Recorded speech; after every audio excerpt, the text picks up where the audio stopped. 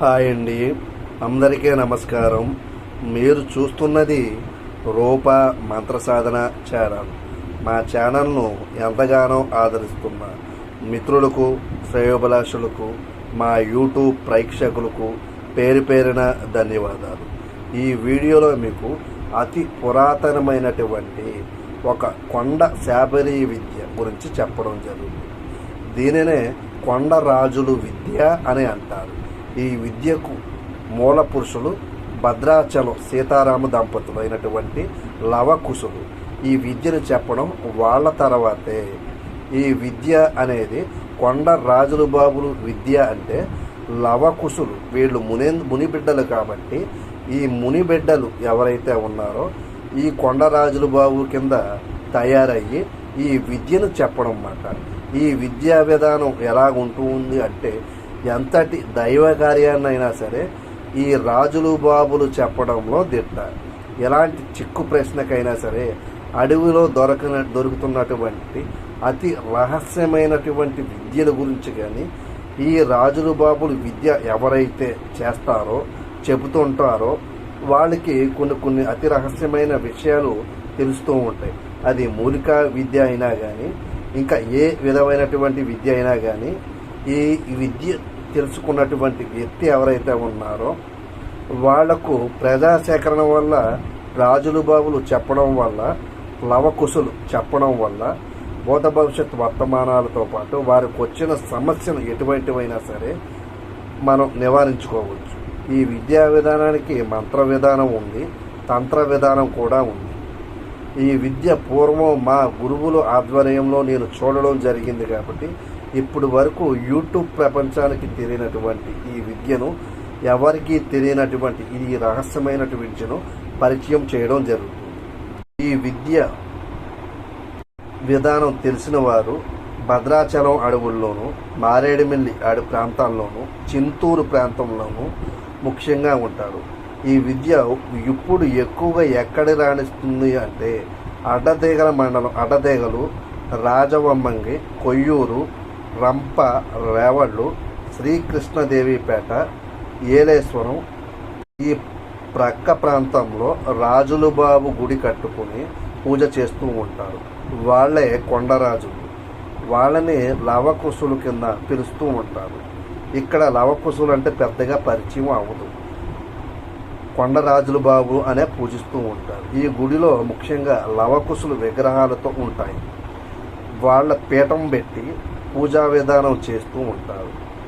ఈ రాజులు బాబు విద్య అనేది ఎవరి మీదకు పడితే వారి మీదకు రాజులు బాబులు రారు.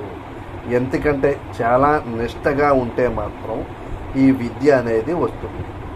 అడవి ప్రాంతంలో ఉండేటటువంటి గిరిజనులకు మాత్రం ఈ విద్య అనేది అతి సులువుగా వస్తుంది.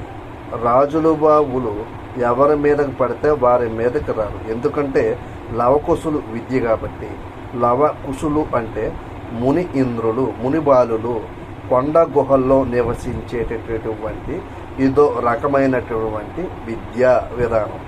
ముఖ్యంగా ఈ విద్య అనేది ఏలేశ్వరం, రాజవమ్మంగి, అడ్డదేగలు, కొయ్యూరు, జీమడుగులు, కేడీపేట, శ్రీకృష్ణదేవిపేట అని అంటారు.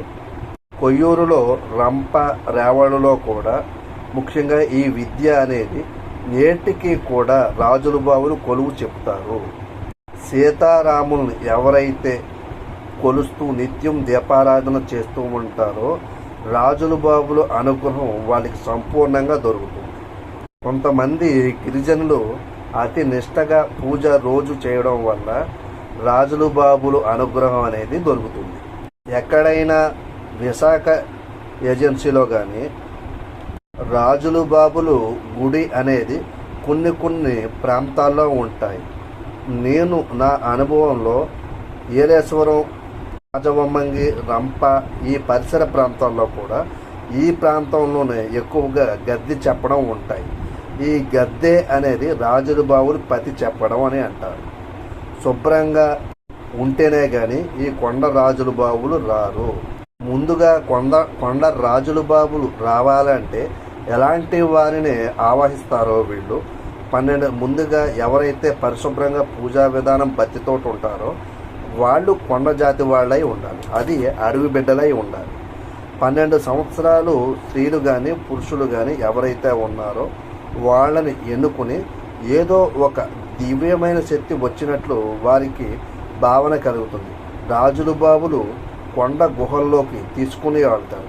ఎవరినైతే తీసుకుని వెళ్ళారో వారికి 12 సంవత్సరాల వయసు నుంచి 25 సంవత్సరాల వయసు వచ్చే వరకు కొండ గుహల్లో ఉంచుకుని వారి పరిపూర్ణమైనటువంటి విద్యా విధానాలు అన్నీ నేర్పి సకల విద్యలు 25 సంవత్సరాలు వయసు వచ్చేటప్పటికి కొండ గుహల్లో ఎవరు రానటువంటి ప్రదేశాల్లోకి ఎవరినైతే వాళ్ళు ఎన్నుకున్నారో వాళ్ళని ఆవహించి తీసుకుని వెళ్ళడం జరుగుతుంది. కొండ గుహల్లో ఈ విద్యా విధానం వాళ్ళకి దైవ స్వరూపంగా నేర్పించడం జరుగుతుంది.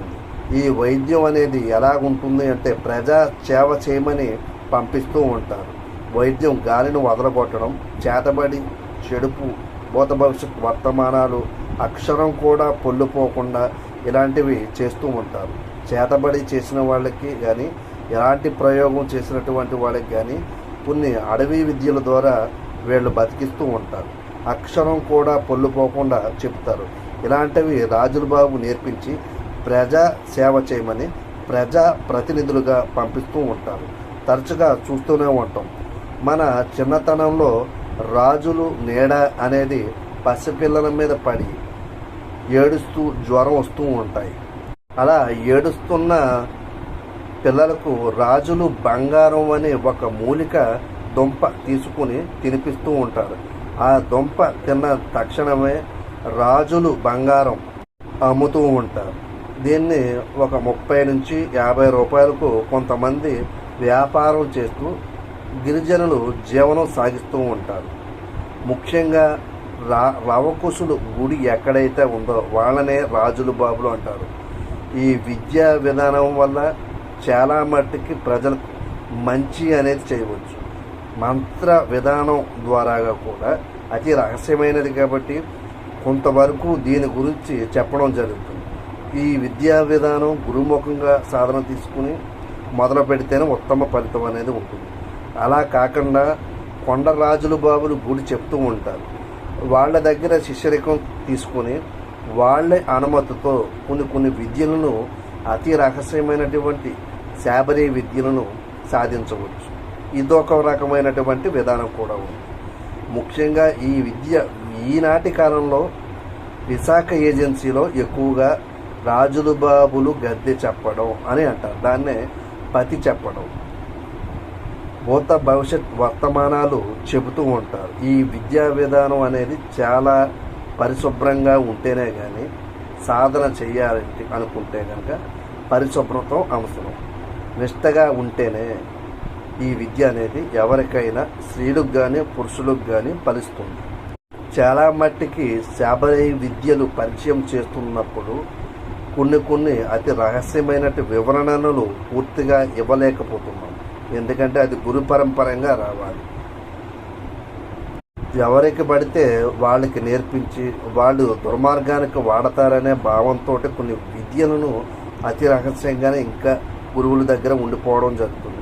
నా దగ్గర ఉన్నటువంటి మా గురువులు అనుగ్రహంతో ఇచ్చినటువంటి కొన్ని విద్యలను ఉపాసకుల ద్వారాగా మంత్ర దీక్ష ద్వారాగా సాధనలో నిరూపించడం జరుగుతుంది. అతి రహస్యమైనటువంటి విద్యలు గురుపరంగా ఉన్నప్పటికీ కూడా కొన్ని విద్యలు యూట్యూబ్ పరంగా శాబరీ విద్యలను పరిచయం చేయడం జరుగుతుంది. ఇలాంటి విద్యలు అనేక రకాలు చాలా ఉన్నాయి. అది ముందు వీడియోలో మీకు పూర్తిగా చెప్పడం జరుగుతుంది. త్వరలో ఆశ్రమ నిర్మాణం అనేది పూర్తి అవ్వడానికి కొంత సమయం పడుతుంది కాబట్టి కొన్ని వీడియోస్ ప్రజలకి అందించలేకపోతున్నాం. శ్రీ గురుభ్యో నమః, శ్రీమాత్రే నమః. త్వరలో రుద్ర భైరవ మహామంత్రాలయం పీఠం తరపున అందరికీ స్వాగతం పలుకుతూ ఆహ్వానం అనేది పంపించడం జరుగుతుంది. మీకు ఎటువంటి సమస్యలకైనా సరే, కోర్టు వ్యవహారాలకు కానీ, భార్యాభర్తలు వశీకరణ లేదా మరుగుమందులకు కానీ మీకు ఎటువంటి సమస్యకైనా సరే కేవలం మీకున్నటువంటి సమస్యలు వాట్సాప్ రూపంలో సంప్రదించవచ్చు.